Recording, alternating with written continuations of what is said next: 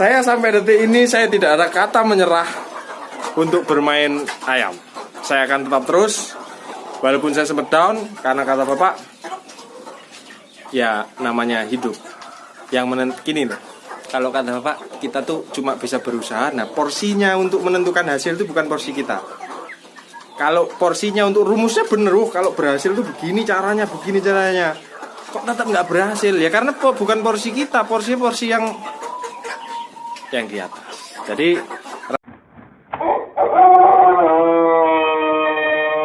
halo, assalamualaikum warahmatullahi wabarakatuh. Nah, kamu jelas kangen dong ya. Nah, beberapa hari ini, keringetan. Beberapa hari ini kita nggak upload video, terus udah mulai DM, Mas kok nggak upload video apa gimana? Kita mau ganti status dong. Jadi ganti tahun, ganti status. Status apa? Saya kan sih dewean. Jadi lumayan sibuk lah ya. Nah, keringatnya. Lumayan sibuk untuk prepare lah. Ya beli ini, beli itu, persiapan ini itu. Nyicil insya Allah awal tahun. Dengannya lancar dong ya. Supaya apa? Supaya nanti yang DM nggak kebuka atau WA nggak kebales, nanti kita bagi. Nah pemasaran bagian istri, saya merawat sama antar. Jadi kita bagi. Nah hari ini yang kangen ya, ini suasana kandang kita. Nah, suasananya, oke, yang kangen. Ke depan memang ini saya akui nggak maksimal karena saya bagi waktunya Pak ya. Tapi nanti ke depan doakan juga supaya tanah itu kalau kata orang Jawa pulung-pulungan. Saya lagi membidik sebidang tanah pekarangan. Nah kalau nanti itu jodohnya sama saya ya toh, jodohnya sama saya, tak beli, tak bikinkan kandang yang bagus. Nah ke depan juga saya akan gunakan kandang koloni saja. Karena irit waktu kita, irit tenaga, tapi memang boros lahan. Cuma perbedaannya apa? Perbedaan yang saya rasakan adalah ketika kita kandang baterai seperti ini. Nah, kandang baterai seperti ini menyita waktu kita untuk IB atau inseminasi buatan. Kalau nggak bisa IB bisa kawin tempel, ada di video sebelumnya sudah tak bagai no. Pokoknya apa tak bagai no. Jadi bisa dikawin tempel. Tapi kalau kawin tempel dan ataupun IB yang jelas begini, itu membutuhkan waktu dan personil. Nah, keuntungannya apa? Keuntungannya ya sebenarnya irit lahan terus tertata rapih, kita kontrol sama ayam tuh enak. Nah, kontrol sama ayam kita tinggal bidik satu-satu. Nah, ini kekurangannya apa? Oh ini gerak kapur nih ya, tinggal ambil tarik. Nah, kita keuntungannya lebih jeli di kandang baterai. Itu keuntungan dan kelebihan kandang baterai. Dan sebenarnya yang lebih mantap lagi kalau kandang baterai mau tidak tertular penyakitnya itu maksudnya gini nih.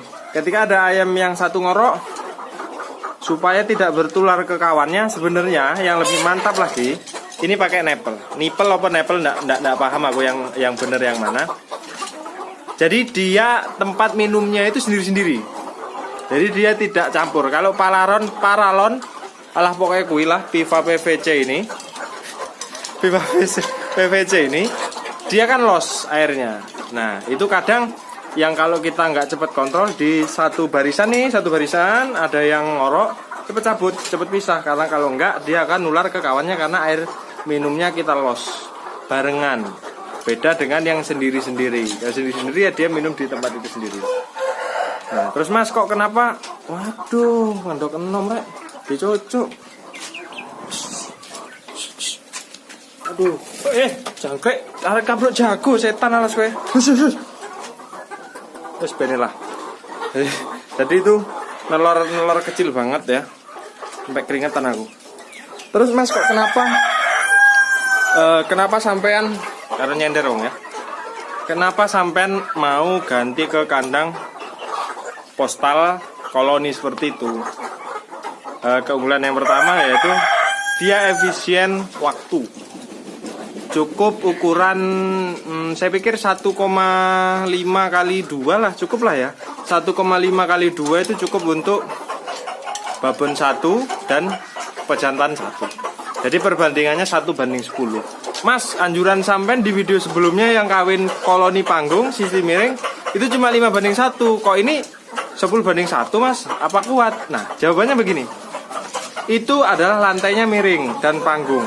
Otomatis akan mempersusah gerak jagonya untuk macet.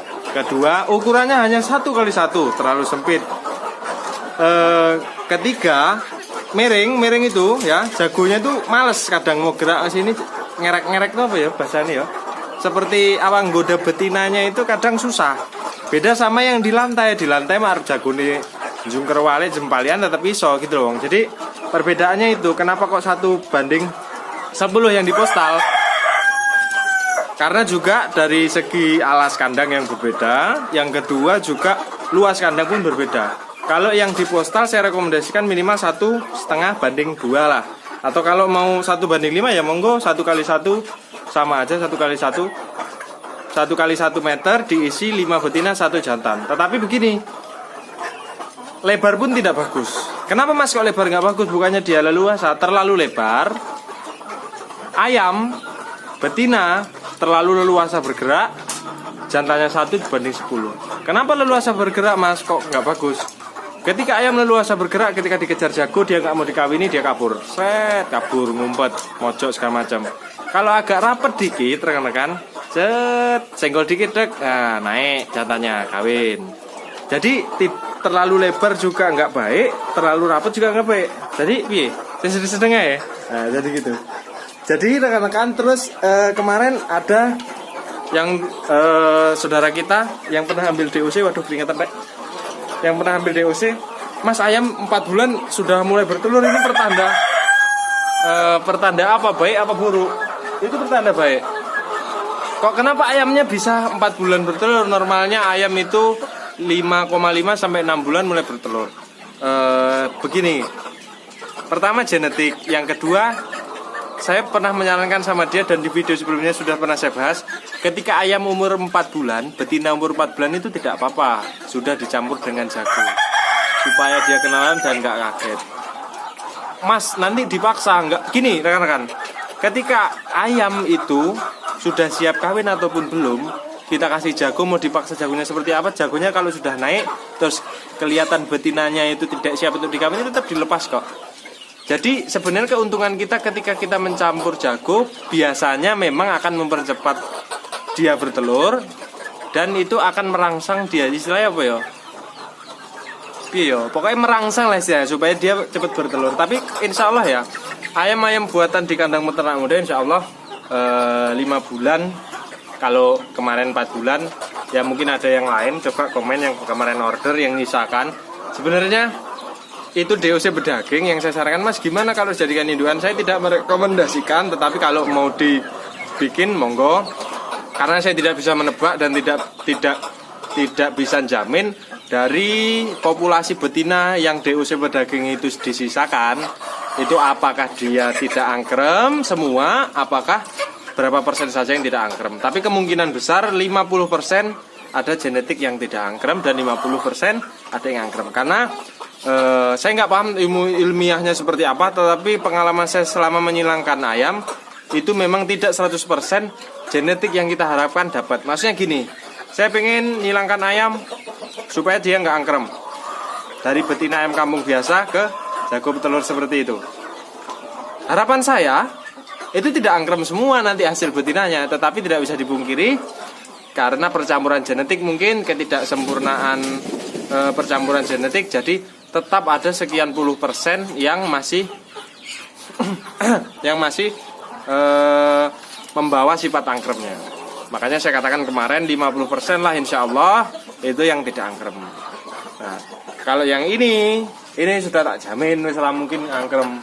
Nanti ditunggu kabar baiknya. Kalau saya kekurangan modal buat nikah mungkin tak lelang loh, iya lah. Nggak pusing saya bisa nyetak induan sendiri. Dan saya juga nggak gini apa. Saya pernah ngobrol sama breeder, Mas jual indukan itu sebenarnya mematikan pasaran DOC mulu. Saya berpikir, enggak juga. Kenapa enggak juga? Karena saya begini, yang saya alami adalah ketika saya banyak berbagi indukan, alhamdulillah orderan DOC tambah banyak, bahkan kewalahan jadwal tak undur. Jadi saya berpikir begini, kalau saya malah tak tantang, kamu mau melihara indukan berapa dari tempat saya, khususnya di lingkungan kabupaten saya loh, sekian puluh mas. Oke, kalau kesusahan penjualan DOC kabari saya, jadi saya tampung. Jadi nggak ada salahnya sih sebenarnya kan, mas. Nanti itu yang biasa ambil DOC pedagang tempat sampean, kalau sampean kasih indukan, dia nggak ambil DOC lagi tuh. Gini, rezeki ki piye yo bahasane. Lek ku ngarani ngene wong, semakin kita membuka rezeki untuk orang lain, rasa-rasanya nambah wong ya. Walaupun sempat mengalami kerugian yang membuat pusing. Jadi 30 juta wong, cukup nggih rapi loh. Nggih serahan dan sebagainya kan cukup. Cuma saya jujur ya, mungkin bertanya-tanya nih mas, kayak nggak upload apa gara-gara berugi, apa mumet, apa kopi, apa menyerah ternak ayam. Nggak. Saya sampai detik ini saya tidak ada kata menyerah untuk bermain ayam. Saya akan tetap terus, walaupun saya sempat down, karena kata bapak, ya namanya hidup. Yang gini loh, kalau kata bapak, kita tuh cuma bisa berusaha. Nah porsinya untuk menentukan hasil itu bukan porsi kita. Kalau porsinya untuk rumusnya bener, kalau berhasil tuh begini caranya, kok tetap nggak berhasil ya? Karena bukan porsi kita, porsi yang di atas. Jadi rekan-rekan yang saat ini galau dari bulan punya panen bulan September kemarin, galau kan? Harganya turun, iya, galau lah, begitulah. Mekanisme usaha tuh seperti itu. Kadang untung, kadang enggak. Tapi ya nikmati aja. Apakah kita harus rugi terus? Kalau Anda rugi terus, Anda wajib berhenti. Tapi Anda sudah introspeksi dulu loh, maksud saya. Ketika rugi pertama, apa yang salah kita pelajari. Tapi kalau sudah dibenahi masih rugi, berarti ada tidak cocok di situ. Karena begini, garisnya orang usaha itu beda-beda. Oh, saya bisa berhasil, saya nggak katakan berhasil. Saya bisa seperti ini, main ayam, mungkin garisnya basicnya saya di ayam. Oh itu berhasil di sapi, oh basicnya di sapi. Oh itu berhasil di sayur, berarti basicnya di sayur. Nah kita apa tahu lah, enak sebenarnya kalau kamu habis lahir terus ditempelin batok gini, iki tukang ternak, nah berhasil kamu ternak. Kita nggak dikasih hal-hal seperti itu. Oh iki tukang sayur, berhasil kamu jadi tukang sayur. Kita dilahirkan untuk mencari jalan mana yang pas. Kuwi lho indah urip. Nek ngomong manis aku asine, tapi pahit ya Bu. Oke, jadi itu dulur-dulur. Jaluk tungane di arek ganti status ya. Daun semangat. Walaupun masih dikasih ujian, tetap semangat. Oke, dulur-dulur ojo kendor semangatnya. Kita tetap semangat apapun itu. Nikmati wae. Wae refreshing, wae guyung-guyung. Gini. Dengan kita ketawa tuh melepaskan beban beberapa detik, walaupun beberapa detik. Kalau nggak lepas terus mbok pikir terus stres. Gak iso ngopo-ngopo, gak iso gerak. Kayak kemarin saya baru ambruk itu, bingung meneng, waduh. Ki arep kepiye, ki mumet. Akhirnya rugi malahan. Rugi, orderan saya tolak-tolak. Aduh Mas, kosong karena saya males mikir, males nempatin jadwal, jadi tak kena agen-agen DOC ngono kuwi, dadi malah rugi. Oke. Info DOC silahkan dipantau di Instagram. Saya insya Allah di Sumatera Selatan sudah ada 2 agen, namanya Koirul semua, satu Koirul Muslim, satu Koirul Anwar apa sopo nggak paham. Yang mau jadi reseller kita monggo, gampang kok. Harganya yang jelas ya, namanya harga dijual lagi sama harga di ternak sendiri beda. Ke depan juga doakan saya rekan-rekan supaya cita-cita saya ini, yang jelas tanah pekarangan itu lagi saya incer. Semoga kebeli terus habis nikah nanti tak bangun. Saya janji saya akan bikin DOC yang harganya bersahabat, supaya ketika hal-hal seperti ini terjadi, harga lagi turun, saya bercita-cita ketika harga ayam di angka 30 ribuan atau di bawah 35, peternak itu masih dapat untung. Nah saya ini lagi berpikir itu, apa mungkin harga DOC saya turunkan. Kalau teknik pakan mungkin sudah bisa sendiri. Mungkin bisa dikurangi harga DOC yang biasanya saya 800, apa nanti tak jual 700 kan, bisa menurunkan modal bagi peternak. Karena memang saya rasakan oke lah, untungnya sekarang harga di 32.000 saya masih untung kok Mas. Iya, Anda yang ternak di atas mungkin di atas 300 masih kerasa untung. Tapi kalau yang 100 dengan harga segitu, kalau untung 100.000 cuman tuh capek. Kecuali Anda 500 ke atas atau sampai 1.000 ekor, jadi per 100 cuma dapat 200 masih untung. Makanya itu rekan-rekan semuanya ketika kuantitas kita banyak, ya untung kita otomatis akan banyak walaupun harganya jatuh. Sebenarnya malah aman ketika sudah dapat pasar, tapi kuncinya ketika harga anjlok. Sebenarnya saya amati kemarin ngobrol-ngobrol sama peternak, ada yang ngambil 700 ekor, ada yang ngambil 500 ekor DOC. Saya masih untung kok Mas, harga 32. Saya berpikir begini, waduh hutan rek. Duh, saya berpikir astagfirullahaladzim. Saya berpikir malah akhirnya berpikir begini. Berarti kalau mau main aman ketika sudah punya pasar, terjunkan DOC yang banyak sekalian. Main aman. Mau dia harga down, mau dia harga naik, malah aman. Ya, saya amati begitu rekan-rekan. Yang penting temukan pasar Anda masing-masing. Jangan tanya ke saya. Nanti kalau saya sudah mapan, acak-acak, tenang aja. Lampung kita acak-acak. Kita acak-acak, oke? Salam sukses, salam peternak muda. Assalamualaikum warahmatullahi wabarakatuh. Salam sukses.